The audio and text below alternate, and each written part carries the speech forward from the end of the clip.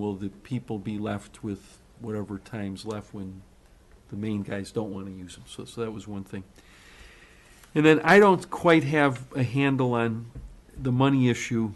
Again, there is a point where it's not fair to the tennis guys, and it's more fair to the taxpayers, and there is a point where it's not fair to the taxpayers, and it's a great deal for the tennis guys.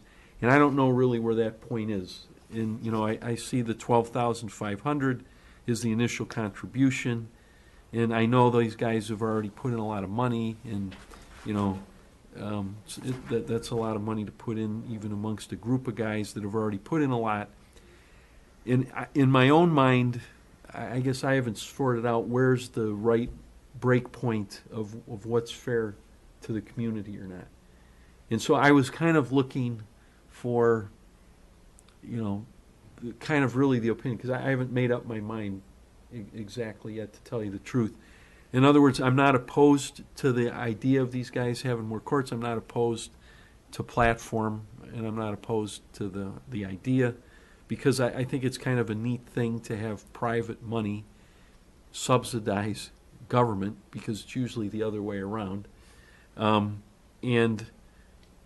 You know, certainly if they say, and I don't know, maybe this was part of the bargaining, that, hey, we'll throw out this number, but, you know, we can go to 20,000. You know, I don't know where the break point is. You know, they came out with their numbers. Dave kind of looked at his numbers. But again, these are all just speculations, and we don't really know.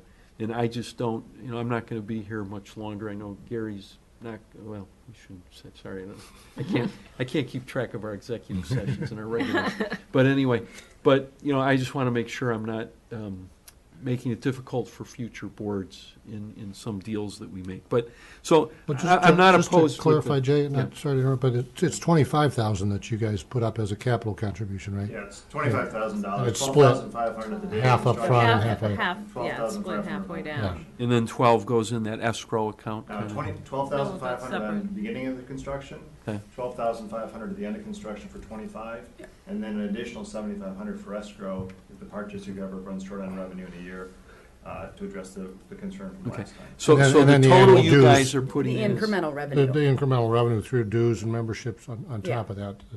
all right. that So ends up so the paying for it. total amount you guys are putting up just in cash would be 25. Plus the escrow would be, so we put up $32,500. So 32,000. And the total that the park district would put up as a group is 82, 150. or No, or 82 minus 175. 32. 175. So it'd be like 50. From 150,000, so 150 minus the Right. 32. So 150 minus 30. So it'd be like 120. Well, All right. the But- 7,500 is only if isn't they don't make their what goals. they're projecting. So it's a $150,000 project. They're contributing 25,000. There's some extra money on the table in case things go south. Is that Escrow. fair?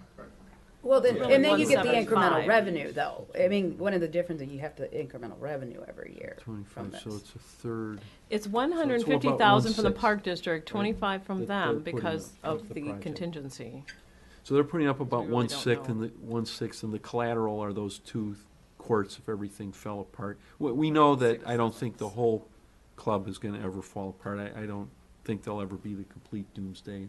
I don't think it would be worth it to us to like disembowel the whole place, because we would never get our money's worth out of taking down the hut and all the other courts. But just looking at the two new things to get the money back. So I don't know. I mean, it's I could go either way. So Okay, that's where I'm just to clarify again, that's the upfront analysis.